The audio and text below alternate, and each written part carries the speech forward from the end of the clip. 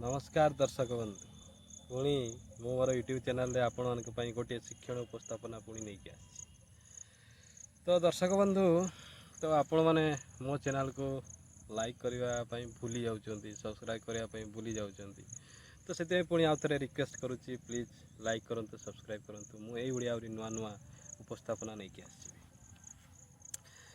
तो आज उपस्थापना होउची हमर चैनल रे सबुठु सुंदरदायक विषय वस्तु रही अति सुंदर जोटा कि आमर जीवन रे माने घटुची। तो प्रथम आम आज उपस्थापना करवा गोटे गुरु आ शिष्य भितर संपर्क जो गुरु आ शिष्य भितर संपर्कटा कौन रही। तो गुरु शिष्य संपर्क बहुत पवित्र से संपर्कर माधुर्यता सत कि बहुत सुंदर माने तार कल्पना नहीं। तो दर्शक बंधु मुझे आपण मानक कही रखुची तो आपण मैंने भूली जाउछंती मोर चैनल को लाइक और सब्सक्राइब करने प्लीज लाइक और सब्सक्राइब करंतु। ओके दर्शक बंधु आम आगू जावा। तो देखंतु गुरु शिष्य संपर्क बहुत सुंदर जेतेबेले गोटे गुरु गोटे शिष्य को माने शिक्षा दिए सेतेबेले ताठर कौन आशा रखी थाए। आम प्रथम प्रश्न मन रे आम गोटे डिस्कसन करवा माने प्रथम प्रश्न जे गोटे गुरु शिष्य उपरे कौन आशा रखी थाए।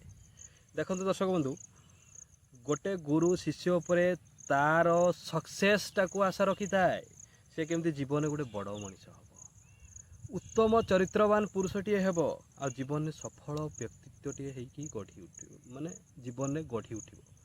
तो यही जिनस हूँ गुरुंकर उद्देश्य व लक्ष्य। देखो तो ये आम कही रखुचु आमर छोट बड़े प्रथम गुरु हूँ माँ। तो देखो माँ जमती निस्वार्थ भाव आम उपर किसी आशा न रखी तार केवल गोटे आशा थाए जे मो पु केमती मनीष ठीक अच्छी। तो से भाया ए समाज रे आउ जड़े द्वितीय व्यक्ति होती सी गुरु। गुरु केबे कौन शिष्य ठारू कौन स्वार्थ चाहे नहीं। गुरु गोटे एमती व्यक्तित्व जी कि छात्रर सफलतार अधिक रु अधिक खुशी होता है।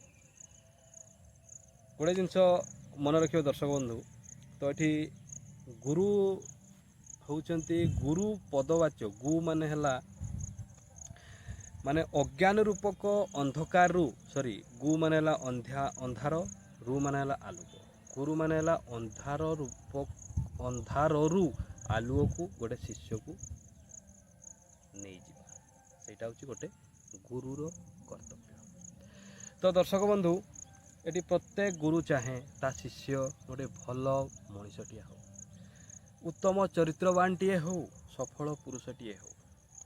तो वर्तमान समाज रे देखंतु पूर्वरु सत्य हला त्रेतय हला द्वापर हला कली हला चारि जुग भितरे वर्तमान कली जुगर गुरु शिष्यर संपर्क रे सेपरी माधुर्यता नाही। कौटी गुरु शिष्यंक प्रति अवहेला प्रदर्शन करुची तो कौटी शिष्य गुरु को जमा मानु नाही। शिष्य सब बड़े गुरुंकर कथा को अपमानना करुची आ गुरु जदि शिष्य को कौन टाण पदे कथा कहते शिष्य मध्य गुरु को तार प्रत्युत्तर फेरिया पछौ बा गुरु को से भक्ति करबा तो दूर कथा गुरु को से प्रतिशोध नेबा पई भी पछौ नाही। तेणु दर्शक बंधु तो ये जदि छात्र माने भी देखुथिबे बा छोट छोट कुनी कुनी पिला किंबा जिते भी छात्र हूँ कुनी कुनी पिला ठाने बड़ पर्यंत जिते भी छात्र छात्र छात्री हूँ समस्ते देखुथिबे जदि मो वीडियो तो समानक पई गोटे उपदेश जे गुरु को गुरु भलिया मान ताहले तुमे निश्चय दिने भविष्य रे सफल हेब। तो एठी दर्शक बंधु मुझे आपण मानकु कहि रखुची जे ए समाज रे गुरु शिष्यर संपर्क कलुषित होबार लगी समाज रे आ दंडर व्यवस्था नाही। गुरु शिष्य को किछि टाण पदे कहि पारु नाही आ शिष्य मध्य गुरुंकर एई सुविधार फायदा उठाउछि। शिष्य बुझी पारु नाही जे गुरु आम पाई ही नमनीय होउचंती आमर भल पाई नमनीय होउचंती सरकार मध्य नियम करछंती ठीक अछि गुरु दंड देबो नाही बास बिना पनिशमेंट रे छुआ को हसै खेली पाठ पढ़े ओके ठीक अछि। तो पिला जदि से जिनसटार खराब अर्थ को नेला बा गुरु वीक पॉइंट बोलिकी भाविला बा नियमटा को से वीक पॉइंट बोलिकी नेला ତାହେଲେ ସେ ଗୁରୁଙ୍କୁ ଆଉ ଚିହ୍ନୁ ନାହିଁ। ଆଜିକାଲି ପିଲାକୁ ଯଦି ଆପଣମାନେ ଯଦି କୌଣସି ଭଲ ରାସ୍ତା ଦେଖାଇବେ ସେ ପିଲା ଆପଣଙ୍କ ଉପରେ ରାଗିବ। ଯଦି ଆପଣ ସେ ପିଲାକୁ ଉଚିତ ଶିକ୍ଷା ଦେବେ ସେ ପିଲା କହିବ ଏ ଗୁରୁ ଭଲ ନୁହଁ। ଯଦି ବର୍ତ୍ତମାନ କେଉଁ ଗୁରୁ ଭଲ? ଯେଉଁ ଗୁରୁ ପିଲାକୁ ଖରାପ ମାର୍ଗ ଦେଖାଏ, ଖରାପ ମାର୍ଗରେ ଯାଉଥିଲେ ମଧ୍ୟ ତାକୁ କିଛି କୁହେ ନାହିଁ ବା ତାକୁ ଠିକ୍ ରାସ୍ତାକୁ ଆଣିବା ପାଇଁ ଚେଷ୍ଟା ହିଁ କରେ ନାହିଁ, ସେଇଭଳିଆ ଗୁରୁ ବର୍ତ୍ତମାନ ସମାଜ ପାଇଁ ଠିକ୍, ଛାତ୍ରମାନଙ୍କ ପାଇଁ ବି ଠିକ୍। ସିଏ ମଧ୍ୟ ପ୍ରିୟ ଗୁରୁ ହେଇଯିବ, ମାନେ ଅତି ସୁନ୍ଦର ଭାବରେ ସେ ପ୍ରିୟ ଗୁରୁ ହେଇଯିବ। କିନ୍ତୁ ପିଲାଟି ଭୁଲି ଯାଉଛି ଯେ ତା ଦ୍ୱାରା ତା ଭବିଷ୍ୟତଟା କେତେ ଅନ୍ଧାର ଆଡ଼କୁ ଯାଉଛି। ଅନ୍ଧାର ମାନେ ଦେଖନ୍ତୁ ଦର୍ଶକ ବନ୍ଧୁ, ସେ ଜୀବନରେ କିଛି ତ କରି ହିଁ ପାରିବ ନାହିଁ, ତ ସମାଜରେ ସବୁ କୁକର୍ମ ସବୁ କରିବ, ଅସାମାଜିକ ବ୍ୟକ୍ତିତ୍ୱ ହେଇକରି ବଢ଼ିବ, ଅସାମାଜିକ କାମ ହିଁ କରିବ। ତେଣୁ ବର୍ତ୍ତମାନ ସମାଜରେ ଗୁରୁ, ତାପରେ ହଁ ସେ ବର୍ତ୍ତମାନ ସମାଜରେ ଗୁରୁ ତ ଯାହା ତାରଙ୍କର ସ୍ଥାନ ତ ଯାହା ରହିଛି ତା କହିବା ପାଇଁ ମୋତେ ବି ବହୁତ ଖରାପ ଲାଗୁଛି। ବର୍ତ୍ତମାନ ଗୁରୁଙ୍କୁ ଆଉ କେହି ମାନୁନାହାନ୍ତି। ଗୁରୁଙ୍କୁ ସମ୍ମାନ ଦେବା ତ ଦୂର କଥା, ଗୁରୁଙ୍କୁ ଅସମ୍ମାନ କରିବା ପାଇଁ ବି କେହି ପଛଉନାହାନ୍ତି। ଏଇଟା ତ ପୁରାପୁରି ନିରାଟ ସତ କଥା। ସମ୍ମାନ ତ ଦେବା ତ ଦୂରର କଥା, ଅସମ୍ମାନ ଦେବା ପାଇଁ ପଛଉନାହାନ୍ତି। କିନ୍ତୁ ଏଇ ହେଉଛି ସମାଜର ପତନର ମୂଳ ମନ୍ତ୍ର। ଯେବେଠୁ ଗୁରୁମାନଙ୍କ ଉପରେ ନିନ୍ଦା, ଅତ୍ୟାଚାର ବା ଗୁରୁମାନଙ୍କୁ ଟର୍ଚର କରାଗଲା, ସେଇ ଦିନରୁ ସମାଜର ପତନ ଆରମ୍ଭ ହେଲା, ସମାଜରେ ସଂସ୍କାର ହଟିଲା। ସେଥିପାଇଁ ତ ସମାଜରେ ଚୋରି, ଡକାୟତି, ଲୁଣ୍ଠନ, ଧର୍ଷଣ ଏଭଳିଆ ଜଘନ୍ୟ ଅପରାଧ ସବୁ ଘଟେଇ ଚାଲିଛନ୍ତି। এটা କାହା ଯୋଗୁଁ ହେଉଛି? ବର୍ତ୍ତମାନ ସମାଜରେ ଗୁରୁମାନଙ୍କର ଅବହେଳା ଯୋଗୁଁ ଏପରି ଅସାମାଜିକ ବ୍ୟକ୍ତିତ୍ୱ ସମାଜରେ ଭରପୁର ହେଇଯାଉଛି।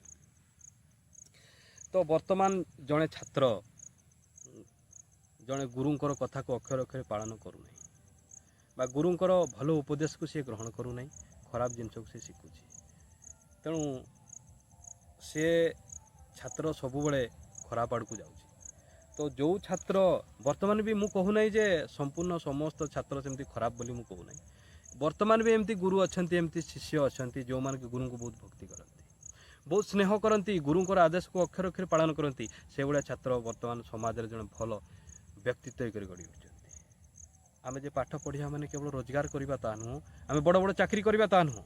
ଆଗେ ନିଜକୁ ଶୃଙ୍ଖଳିତ କରିବା, ଠିକ୍ ରାସ୍ତାରେ ନେବା, ଉତ୍ତମ ଚରିତ୍ରବାନ ହେବା, ନିଜ ଇଜ୍ଜତକୁ ଜଗିବା, ନିଜର ଇଜ୍ଜତକୁ କେବେ ସଂହାର କରିବା ନାହିଁ କିମ୍ବା ଅସାମାଜିକ କାମ କିଛି କରିବା ନାହିଁ। ତେଣୁ ଶିକ୍ଷା ଆମକୁ ଏଇ ଜିନିଷଟା ଶିଖାଇଥାଏ। ଶିକ୍ଷା ଦ୍ୱାରା ଆମେ ଚାକିରି କରୁଛେ, ଦୁନିଆରେ ଦିନେ ବଡ଼ ବଡ଼ କୋଟି କୋଟି ଟଙ୍କା ଇନକମ୍ କରିପାରୁଛେ, ବଡ଼ ଇଏ କରିପାରୁଛେ, କିନ୍ତୁ ନିଜକୁ ଜଣେ ସଂସ୍କାରିତ ବ୍ୟକ୍ତିତ୍ୱ ହିସାବରେ ଗଢ଼ି ପାରୁନେ। ସେଇଟା କ'ଣ ପାଇଁ ହେଉଛି? ସେ ହେଉଛି ଗୁରୁଙ୍କୁ ଅବମାନନା। ତେଣୁ ପିଲାମାନେ ବା ଛାତ୍ରମାନେ, ତା ସହିତ ଦର୍ଶକମାନଙ୍କୁ ବି ମୁଁ କହୁଛି ଯେ ଆପଣମାନଙ୍କର ଯେଉଁ ପିଲାମାନେ ଅଛନ୍ତି ତାଙ୍କୁ ଛୋଟବେଳୁ ଶିଖାନ୍ତୁ ଯେ ବଡ଼ମାନଙ୍କୁ କେମିତି ସମ୍ମାନ ଦିଆଯିବ, ଗୁରୁଙ୍କୁ କେମିତି ସମ୍ମାନ ଦିଆଯିବ, ଗୁରୁ କିଏ ବା ଗୁରୁଙ୍କର ଉପସ୍ଥିତିଟା କ'ଣ ସେଇଟା କହିବେ। ଆଉ ଗୋଟେ ଜିନିଷ ପିଲାମାନେ ମୁଁ କହୁଛି ଶୁଣ, ତ ଗୁରୁ ନିନ୍ଦା କେବେ କରିବ ନାହିଁ। ଗୁରୁ ନିନ୍ଦା ଯେଉଁ ଛାତ୍ର କରଇ ସିଏ ନର୍କ ଭୋଗଇ ବା ନର୍କଗାମୀ ହୁଅଇ। ତେଣୁ ଗୁରୁ ନିନ୍ଦା କେବେ କରିବ ନାହିଁ। ଯେଉଁ ଛାତ୍ର କିମ୍ବା ଛାତ୍ରୀ ଗୁରୁଙ୍କର ନିନ୍ଦା କରିଥାଏ, ସେ ଛାତ୍ର କିମ୍ବା ଛାତ୍ରୀ ଜୀବନରେ କେବେ ସଫଳ ପାଇନଥାଏ। ସଫଳ ମାନେ ନୁହେଁ ଟଙ୍କା ରୋଜଗାର କରିବା, ସଫଳ ମାନେ ହେଉଛି ଜଣେ ଭଲ ବ୍ୟକ୍ତିତ୍ୱ ହେବା, ସମାଜରେ ଜଣେ ପ୍ରତିଷ୍ଠିତ ହେଇକରି ରହିବା। ଟଙ୍କା ତ ସମସ୍ତେ କମାଉଛନ୍ତି, ଟଙ୍କା କମେଇବା ପାଇଁ ଶିକ୍ଷା ଆମେ କରୁନେ, ଶିକ୍ଷା ପାଉଛି ଆମେ ନିଜକୁ ଗଢ଼ି ତୋଳିବା ପାଇଁ, ଉତ୍ତମ ଚରିତ୍ର ଗଠନ ପାଇଁ। ସେଥିପାଇଁ ଗୁରୁଙ୍କର ଆଦେଶକୁ ଅକ୍ଷରେ ଅକ୍ଷରେ ମାନ। ଗୁରୁ ଯାହା ଶିକ୍ଷା ଦେଉଛନ୍ତି ତାକୁ ଶିଖ। ନିଜର ଶୃଙ୍ଖଳିତ ଜୀବନକୁ ଗଢ଼ି ତୋଳିବା ପାଇଁ ଗୁରୁ ଯେଉଁ ଉପଦେଶ ଦେଉଛନ୍ତି ବା ଗୁରୁ ବତାଉଛନ୍ତି ଯେଉଁ ରାସ୍ତାରେ ବା ଗୁରୁ ପରାମର୍ଶ ଦେଉଛନ୍ତି ତୁମକୁ ଯେଉଁ କାମ କରିବା ପାଇଁ ବା ଯେଉଁ ରାସ୍ତାରେ ତୁମକୁ ଯିବା ପାଇଁ ପରାମର୍ଶ ଦେଉଛନ୍ତି ବା ଯେଉଁ ଭଲ ଜିନିଷ ତୁମକୁ ଶିଖାଉଛନ୍ତି, ସେଗୁଡ଼ାକୁ ତୁମେ ଗ୍ରହଣ କର। ଗ୍ରହଣ କଲେ କ'ଣ ହେବ? ଦିନେ ସମାଜରେ ଜଣେ ପ୍ରତିଷ୍ଠିତ ବ୍ୟକ୍ତିତ୍ୱ ହୋଇପାରିବ, ତୁମେ ସମାଜରେ ଆଦରଣୀୟ ହୋଇପାରିବ। ଓକେ ଦର୍ଶକ ବନ୍ଧୁ, ଆଜିକାର एपिसोड तुम मैंने बुझीपार जे गुरु किए गुरु होउछिन स्वयं भगवान। तो भगवान को सब बड़े सम्मान करो रेस्पेक्ट दियो तांकू सब बड़े उच्च आसन रे बसाओ। तो दर्शक बंधु मुझे आपण कही रखुची गुरु ही से पूरा गुरु ब्रह्मा गुरु विष्णु गुरुदेव महेश्वर गुरु साक्षात परम ब्रह्म तस्मै श्री गुरवे नमः। तो ये आम गुरु को सबू देवादेवी देवता सहित तुलना कर तेणु से देवता कथा जदि आम न मानिबा ताले कौन आम आग को बढ़ी पारिबा। से दर्शक बंधु मुझे अनुरोध करुच्ची जे आपण मैंने निजर पिला मानकु गुरु किए छोट बड़ू शिक्षा दियंतु तेबे जाइकी सी गुरु को सी भगवान बोली मानिबो।